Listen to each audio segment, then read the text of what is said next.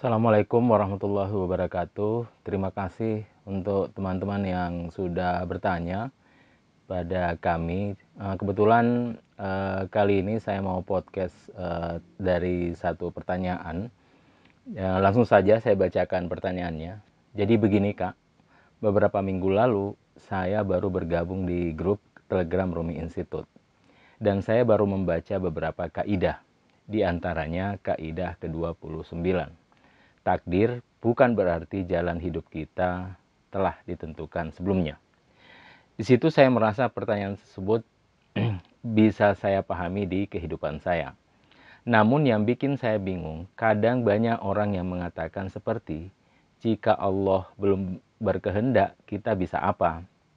Jika memang bukan jodohnya, mau diusahain kayak gimana pun juga nggak bakalan berjodoh. Jika belum waktunya terjadi, mau diusahain seperti apapun juga nggak bakal terjadi. Nah, di sini saya kadang bingung memaknainya. Di satu sisi dikatakan jika kehidupan kita adalah pilihan kita sendiri, tapi kadang seperti apapun kita memilih hal yang kita pilih atau kita inginkan, jika memang bukan jalannya atau belum jalannya, maka pilihan kita tidak terjadi. Maka banyak orang yang terkadang mudah berkata, jika memang rezekinya nanti juga akan menjadi milik kita, jika memang jodohnya mau seperti apapun juga nanti bertemu. Mungkin kalau buat saya, terkadang perkataan itu seolah menggampangkan, dan kadang juga perkara waktu, seperti kita mau mengusahakan seperti apapun, jika belum waktunya pasti banyak halangan yang kita temui, padahal kita sudah mengusahakan itu. Lalu juga dengan kebaikan dan keburukan yang kita lakukan. Keburukan yang kita lakukan itu adalah hal yang kita pilih untuk kita lakukan. Namun di saat kebaikan yang kita lakukan, kita harus menyadari bahwa di saat kita melakukan kebaikan tanpa izin Allah, kita susah melakukan kebaikan itu. Seperti halnya kita sholat dan bersedekah. Jika bukan bantuan Allah, kita sangatlah susah melakukan itu. Apa yang membuat Allah menghendaki kita berbuat baik, padahal kita pun baik juga berkat Allah? Mengapa Allah hanya memberi kebaikan pada yang Dia kehendaki dan menyelamatkan orang dari hal buruk? Soalnya kadang di saat saya hendak melakukan hal buruk, tapi tidak jadi. Saya sadar bahwa saya sedang diselamatkan Allah dari hal buruk. Dan saya berpikir, memangnya saya itu telah melakukan hal baik apa sehingga Allah telah menyelamatkan saya dari hal yang tidak baik? Padahal kebaikan yang terjadi pada saya pun atas kehendak Allah. Minta penjelasannya ya Kak, biar saya tidak bingung dalam memaknai semua ini. Sebelumnya terima kasih lewat Rumi Institute. Saya lebih memahami hal-hal yang belum saya pahami sebelumnya ketika membahas hal agama yang terjadi di kehidupan saya sehari-hari. Nah, terima kasih atas pertanyaannya. Pertanyaan ini diajukan di DM Twitter Rumi Institute. Tapi sekali lagi pertanyaannya sangat detail. Mungkin saya akan membagi dua pembahasan ini karena di pertanyaan ini sebenarnya ada banyak pertanyaan tentang apa itu takdir, mungkin takdir, kemudian qadha, ketentuan. Jadi qadha adalah ketentuan, takdir itu adalah ukuran, nanti kita bahas secara panjang lebar, dan juga tentang baik dan buruk. Nah, di sini ada pertanyaan tentang bahwa kebaikan itu atas izin Allah, lalu kenapa hal buruk itu ketika mau melakukan kemudian yang terjadi pada si penanya ini, kemudian dia tidak melakukan itu karena yakin bahwa Allah telah menyelamatkan dia. Nah, sebelum saya menjawab, saya ingin memulai suatu gagasan ya. Gagasan ini mungkin kunci-kunci sebenarnya untuk memahami atas pertanyaan ini. Nah, hal yang paling penting sebelum kita mau menelaah pertanyaan seperti ini adalah bagaimana sih gambaran kita tentang penciptaan Tuhan atas manusia. Nah, pertanyaan ini penting. Kenapa penting? Karena kebanyakan kita ketika kita menggambarkan suatu penciptaan manusia, jadi bagaimana Tuhan menciptakan manusia, biasanya gambaran penciptaan itu seperti yang kita pikirkan, kan? Makanya saya selalu mengatakan kesalahan kita justru di sini. Misalnya begini, misalnya kita ketika menggambarkan tentang penciptaan Tuhan atas manusia, kita selalu melihat gambaran kita ya, seperti Tuhan menciptakan robot. Coba lihat film I, Robot Will Smith. Jadi itu usaha manusia bagaimana cita-citaan manusia ini bisa menciptakan seperti dirinya, itu kan. Makanya ketika menciptakan robot tadi, dia sisipkan chip ke dalam otaknya, dia masukkan program, lalu berjalanlah dia sesuai dengan program itu. Nah, kebanyakan kita ketika terkait dengan penciptaan, bagaimana Tuhan menciptakan manusia, jadi bagaimana Tuhan menciptakan manusia, kita menggambarkan seolah Tuhan itu seperti menciptakan robot. Kenapa? Karena ya begitulah batasan kita tentang penciptaan.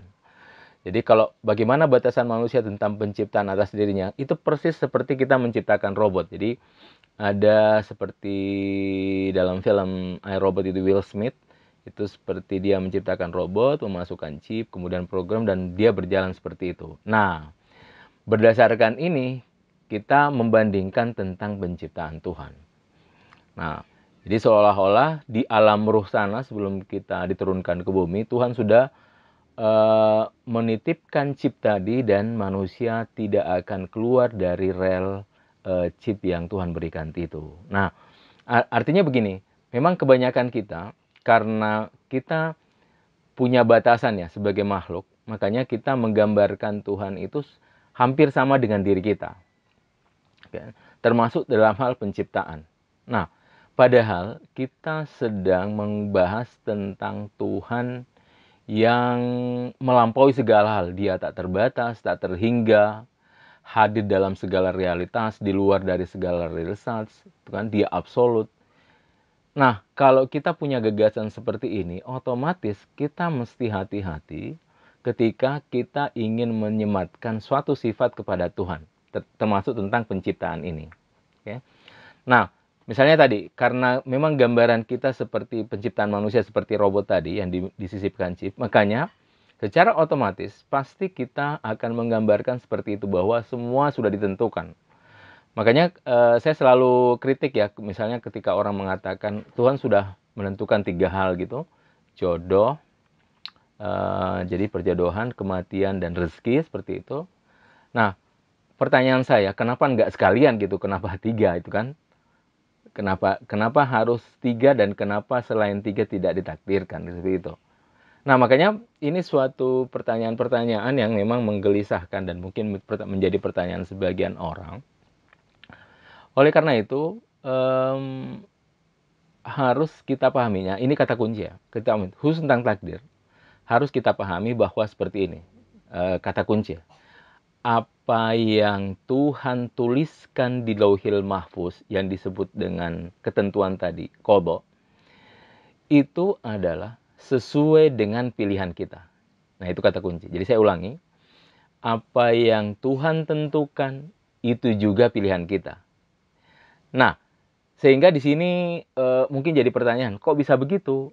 Karena kalau kita tahu bahwa Tuhan adalah hakikat yang tak terbatas, secara otomatis pengetahuan Tuhan pun tidak terbatas. Jadi secara otomatis pengetahuan Tuhan tidak terbatas, ilmu Tuhan tidak terbatas, keadilan Tuhan tidak terbatas, hikmah Tuhan tidak terbatas, seluruh sifat-sifat Tuhan tidak terbatas. Kenapa? Karena zat Tuhan tidak terbatas. Nah, termasuk tentang persoalan ini. Jadi karena Tuhan tahu awal dan akhir, karena dalam surah Al-Hadid, huwal awwal wal akhir wal zahir wal batin, dia awal, akhir, zahir, batin, maka ilmunya pun dia ilmunya awal, ilmunya akhir, dia ilmunya zahir dan ilmunya batin. Secara otomatis seperti itu, karena sifat ini berasal dari zat. Nah, karena ilmunya melampaui segala hal, awal dan akhir, oleh karena itu, dia tahu segala hal. Nah, cuma makanya saya selalu mengatakan yang membedakan kita dengan Tuhan dalam penciptaan.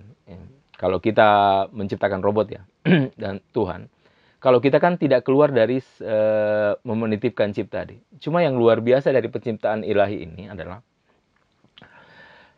apa yang kita kehendaki, Tuhan, apa yang kita kehendaki itu juga sesuai dengan ketentuan ilahi. Nah, kenapa? Karena Tuhan mengetahui awal dan akhir. Jadi sebelum segala sesuatu terjadi, Tuhan sudah tahu. Nah, berdasarkan itulah Tuhan tuliskan di Lauhil Mahfuz, itu kan, di Lauhil Mahfuz. Makanya itu tidak bertentangan dengan pilihan-pilihan kita, seperti itu. Jadi itu sama sekali tidak bertentangan dengan pilihan-pilihan kita. Seperti sekarang ini kita mendengarkan podcast, kan tidak ada orang yang paksa kan. Sekarang yang mendengarkan podcast sekarang ini kan tidak ada orang yang paksa untuk kita mendengarkan ini. Nah, tapi mendengarkan ini sudah ditulis di Lauhil Mahfuz seperti itu. Nah, artinya kata kuncinya adalah apa yang ditetapkan di sana itu juga pilihan kita. Sehingga nanti di sini tidak ada sesuatu yang orang terpaksa. Karena begini, saya akan menukil satu ayat dari Al-Quran dalam surah Al-Kahfi ayat 29. Faman syaa falyu'min wa man syaa falyakfur. Yang mau beriman silahkan, yang mau kafir silahkan. Tentu dengan konsekuensi yang masing-masing ya. Konsep keberimanan tentu ada, konsep kekafiran tentu ada. Tapi ayat ini dalam surah Al-Kahfi ayat 29 itu memberikan suatu kebebasan manusia untuk memilih pilihan-pilihannya gitu. Sehingga Tuhan mengatakan bahwa waman syaa falyu'min waman syaa falyakfur. Yang mau beriman silahkan, yang mau kafir silahkan. Artinya Tuhan memberikan pilihan sebebas-bebasnya kepada manusia untuk memilih. Nah, pilihan kita itu sudah tertulis di Lauhil Mahfuz. Tapi jangan bayangkan seperti Tuhan menitipkan itu tadi kan, robot tadi di film Will Smith. Makanya kalau teman-teman lihat film I, Robot di Will Smith, itu kan ada pemberontakan satu robot yang kemudian ingin keluar dari pilihan-pilihan yang sudah diciptakan tadi. Nah, ini tidak seperti ini. Kalau kita sadari, kita benar-benar memiliki kehendak bebas. Saya mau kerja ini, mau kerja itu, mau ke sini, mau ke situ. Itu benar-benar kita punya kehendak bebas. Nah, kenapa seperti itu? Kenapa pembahasan ini penting? Karena begini. Kalau semua seperti dalam film I, Robot Will Smith yang sudah ditetapkan sejak azali dan kita tidak punya kehendak, jadi tanpa kehendak kita, maka secara otomatis itu akan meniscayakan Tuhan tidak punya keadilan. Karena untuk apa Tuhan menciptakan surga dan neraka? Kalau toh semuanya itu sudah ditentukan ilahi, kan? Padahal ayat ini sangat terang, jelas bahwa Tuhan memberikan sebebas-bebasnya, kan? Seperti itu. Di ayat lain banyak ayat yang seperti ini yang memberikan kehendak bebas pilihan manusia. Innallaha la yughayyiru ma biqaumin hatta yughayyiru ma bi anfusihim. Sesungguhnya Allah tidak merubah suatu kaum sampai kaum itu sendiri merubahnya. Itu kan kehendak bebas. Jadi kehendak bebas ini sesuatu yang real, nyata, dan menurut saya itulah hakikat manusia diberikan suatu bentuk kehendak ya. Dan ini kenapa kita diberikan akal, hati, imajinasi, khayal, dan seterusnya. Itu justru karena kita justru punya kehendak bebas. Di antara fakultas itu yang mana yang mau kita gunakan. Seperti itu. Jadi kita jangan berpikir bahwa kita ini sudah ditentukan segalanya seperti deterministik. Gagasan deterministik sama sekali tidak seperti itu. Karena ada banyak hal yang tidak terjawab kalau kita meyakini satu gagasan deterministik. Nah, untuk pertanyaan lain nanti kalau ada tambahan silahkan. Saya hanya memfokuskan ini dulu. Nanti kalau ada pertanyaan tambahan silahkan. Nah, saya ingin masuk lagi kepada pertanyaan yang baru tentang kebaikan dan keburukan. Nah, saya akan mengutip satu ayat Al-Quran. Wa ma asabaka min hasanatin faminallah wa ma asabaka min sayyi'atin famin nafsik. Jadi, jika kebaikan menimpamu, ketahuilah itu dari Allah. Jika keburukan, itu dari dirimu. Seperti itu. Nah, kenapa demikian? Karena begini, karena Tuhan itu adalah maha mutlak ya. Jadi Tuhan itu mutlak absolut. Karena kebaikan Tuhan absolut mutlak, sebab itu Tuhan tidak mungkin memberikan keburukan kepada orang lain. Tuhan tidak mungkin memberikan keburukan karena Tuhan tidak memiliki keburukan sama sekali dalam dirinya. Makanya bahaya kalau ada orang yang meyakini bahwa Tuhan memberikan keburukan kepada saya. Itu berarti dia meyakini Tuhan memiliki keburukan. Karena teorinya kan yang tak punya tak mungkin memberi. Kan? Jadi kalau saya tidak punya sesuatu, ya bagaimana saya memberi gitu. Nah, kalau ada orang yang meyakini dia bahwa Tuhan itu memberikan keburukan, maka sama saja dia meyakini Tuhan itu punya keburukan. Nauzubillah kan. Kita meyakini bahwa Tuhan itu adalah absolut, maka karena Tuhan kebaikan, maka kebaikannya pun absolut. Sama sekali tidak ada keburukan. Nah, makanya kebaikan itu semuanya dari Allah Subhanahu wa taala, karena Allah Subhanahu wa taala kebaikan mutlak. Nah, terusannya wa min sayyi'atin famin nafsik, kan? Keburukan itu dari kalian. Kenapa? Karena begini. Kita ini kan punya keterbatasan ya. Pertama, kedua, kita ini punya hawa nafsu. Nah, tentu hawa nafsu ini sebagai penciptaan dia dari Tuhan. Hawa nafsu ini dia adalah kebaikan karena dia berasal dari Tuhan. Nah, cuma ketika hawa nafsu ini berjalan tidak sesuai dengan koridor syariat dan akal, maka dia menjadi keburukan seperti itu. Makanya saya selalu bertanya, apakah syahwat ini tidak berasal dari Tuhan? Dari Tuhan dong. Kan karena dia bersama kita dalam penciptaan gitu. Makanya karena dia berasal dari Tuhan, makanya syahwat itu adalah kebaikan. Nah, kenapa jadi buruk? Karena dia keluar dari koridor syariat dan akal. Nah, ketika dia keluar, maka dia menjadi keburukan seperti itu. Nah, makanya ketika terjadi keburukan, kenapa Quran mengatakan sayyi'atin famin nafsik? Itu dirimu karena engkau ingin memisahkan diri dari hakikat syariat dan akal. Jadi ketika manusia keluar dari kodratnya, fitrah, dan syariat dan akal ini adalah fitrah, maka dia akan menjadi buruk tadi. Oke. Nah, kemudian pertanyaan terakhir, bagaimana dengan ini izin gitu. Jadi kalau kita berbuat baik itu izin. Nah, begini. Mau baik mau buruk, segala sesuatunya itu atas izin Tuhan. Misalnya begini. Iblis untuk menggoda manusia, dia izin kepada Tuhan. Aku ingin gelencurkan semua hamba-hambamu illa min ibadikumul mukhlasin, kecuali hambamu yang mukhlas. Itu ada dalam Al-Quran. Kenapa? Karena la haula wala quwata illa billah.